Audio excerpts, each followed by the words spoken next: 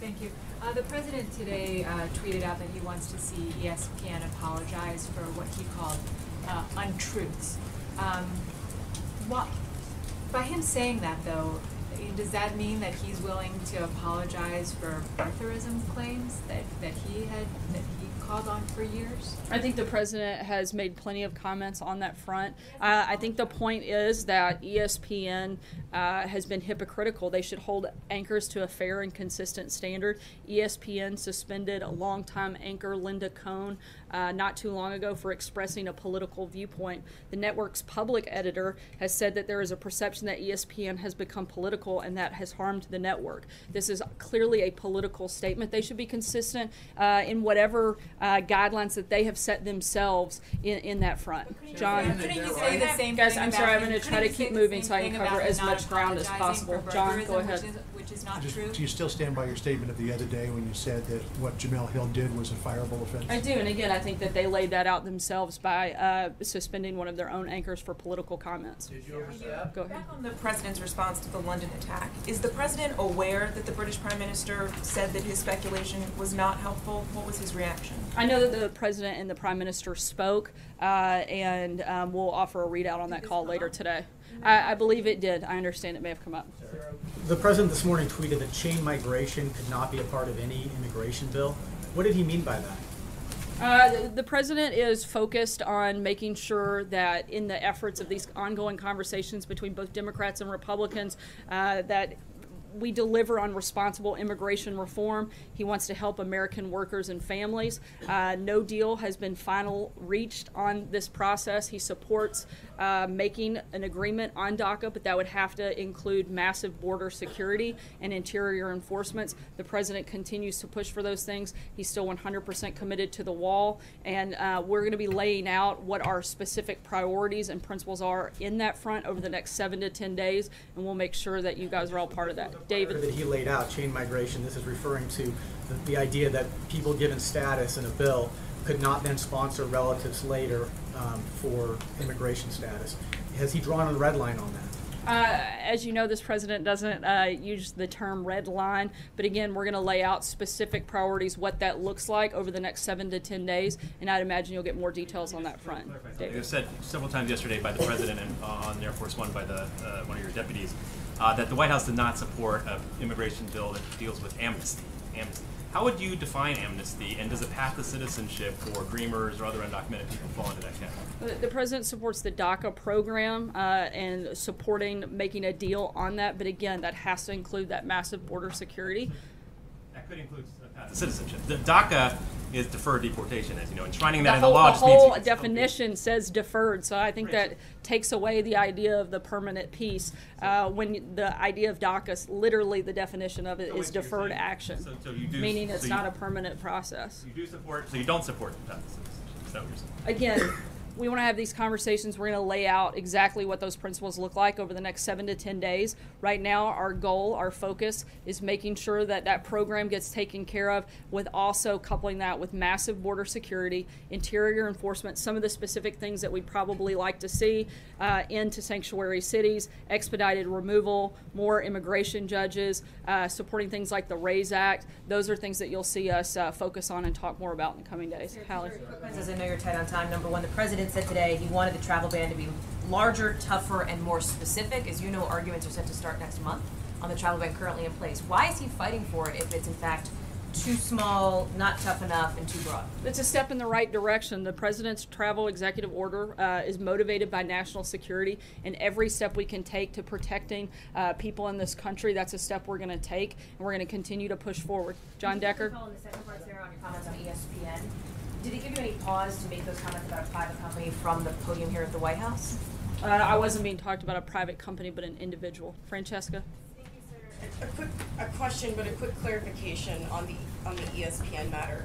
You had said it was a fireable offense. That's being interpreted as saying that she should be fired. Are you or the president saying that she should be fired? That's not a decision that I'm going to make. That's something for ESPN to decide. Again, I was asked about that. I think it is a fireable offense based on the standard that ESPN has set themselves by saying that people that go too far and make political comments have been suspended from their own network. I think that is a consistency that they should probably focus on. Margaret? Advice to a private company, Sarah, Margaret, just to get back to that Hallie, I've question. already taken a question from you. Clarify that, and I know you have, and I appreciate that, but you said it was an individual, not a private company. I'm just asking you to be respectful to your colleagues so that I can get around the room. I've got about 2 minutes left. Go ahead, Margaret. You haven't answered it. Um, Could you? I'll yield if you want to answer. Go ahead. Thank you. And this will be the last question since we're tight on I Can time. we do schedule before the end? That's all Well, right. I wanted to ask. I don't want to take Margaret's question away. I just was calling that clarification, Sarah, because you said you don't have advice for a private company, yet you're giving advice to ESPN. I And said so it's not my decision. decision to make for a private company. I was asked specific about that individual. I made a comment. I stand by it. I think ESPN needs to stand by the standard that they have set in the own actions that they've taken about previous employees. I really don't have much else to add on that front. I have a question first to General McMaster before I get to one more for you. General, you mentioned the, obviously, terror incident overseas in London. The president tweeted this morning that it was sick and demented people who were in the sights of Scotland Yard. You may have seen Prime Minister May said it was not helpful for people to speculate. Did the president share information that he wasn't supposed to? And if not, why was he speculating? I think what the president was communicating is that obviously all of our law enforcement efforts are focused on this terrorist threat from for years.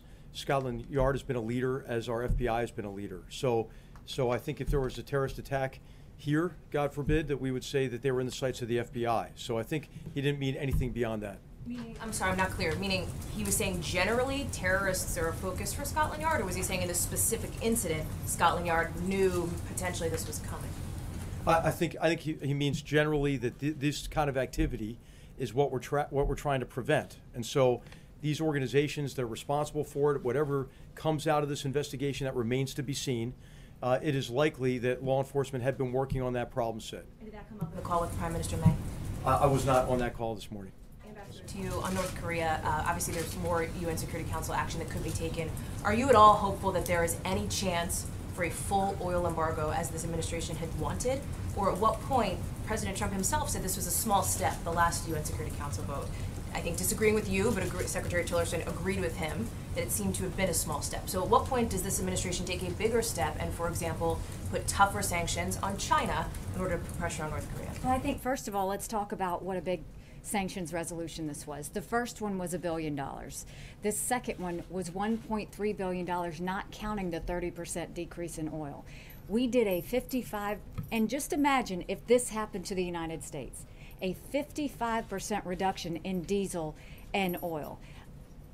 Overall ban of natural gas, overall ban of any substitutes, overall ban of textiles, stopping the laborer program, which we call as modern day slavery, stopping all joint ventures so foreign investment goes in there. We have cut off now 90% of trade going into North Korea, and they are saying that this was strangling. So, whether some believe it's big or small, I think what the president's saying is this is just the beginning of what we can do.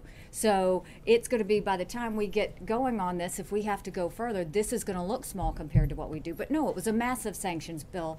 And I think the fact that we had a 15-0 record and you have China on board and Russia on board, I think that's very important. We've cut 30% of the oil. Is there more you can do? There's always more you can do. But then you get into the humanitarian aspect of it, which is at what point are you going and actually hurting down to the people of North Korea. But we will always explore all options that we have. Any indications right now that sanctions will work towards North Korea? You have to look at how much has been cut off. They've already started to feel it, but they're getting ready to feel 90% of their exports going away. 30% of their oil. Imagine what that would do to the United States if it was there. And if you look at what I was looking at what North Korea was saying, they said it was a full-scale economic blockade, suffocating its state and its people. This is dramatic. This is something, and not only is it dramatic, but you're looking at Peru has dropped ties, Thailand has dropped ties. We're seeing so many just kind of get rid of either the ambassadors or the trade that they're doing. There is no way that North Korea doesn't feel this. Now, how they choose to respond, this is totally in their hands on how they respond. Gentleman in the center. Yes. Thank you, General. My question's about North Korea, which is perhaps the biggest foreign policy challenge for President Trump right now. About a month ago, the president issued a threat to North Korea. He warned of fire and fury. And as you know, Ambassador, at the UN Security Council, you've imposed tougher sanctions on North Korea. Both of these efforts do not seem to be changing their behavior. Is it time for the U.S. to change its approach to North Korea?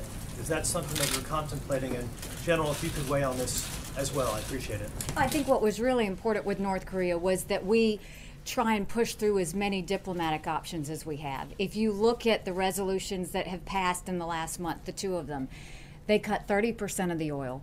They banned all the laborers. They banned 90% of the exports. They banned joint ventures. We've basically taken it, and in the words of North Korea, we have strangled their economic situation at this point. That's going to take a little bit of time, but it has already started to take effect. What we are seeing is they continue to be provocative, they continue to be reckless, and at that point, you know, there's not a whole lot the Security Council is going to be able to do from here when you've cut 90% of the trade and 30% of the oil. So having said that, I have no problem kicking it to General Mattis because I think he has plenty of options. No, I just emphasize the point that Ambassador Haley made. These sanctions are just now taking effect. What's really important is rigorous enforcement of those sanctions so that we can really let the economic actions and diplomacy progress as best we can. But I think we ought to make clear what's different about this approach is that we're out of time, right? As Ambassador Haley said before, you know, we've been kicking the can down the road and we're out of road. And so for those who have said and have been commenting about the lack of a military option, there is a military option. Now, it's not what we would prefer to do. So what we have to do is call on all nations, call on everyone to do everything we can to address this global problem short of war. So that is implementing now these significant sanctions that have just now gone into place, and it is convincing everyone to do everything that they can, and that it's in their interest to do it. What's different, I think, about this approach to North Korea is worth noting. First of all, there is consensus among all key nations that denuclearization of the peninsula is the only acceptable objective. The second thing is, this is not an issue between the United States and North Korea. This is an issue between the world and North Korea. And the third recognition is there is a lot that we can do about it together. And so we need time, obviously, for any strategy to work. It is a sound approach to a very difficult problem, and we'll see if it succeeds.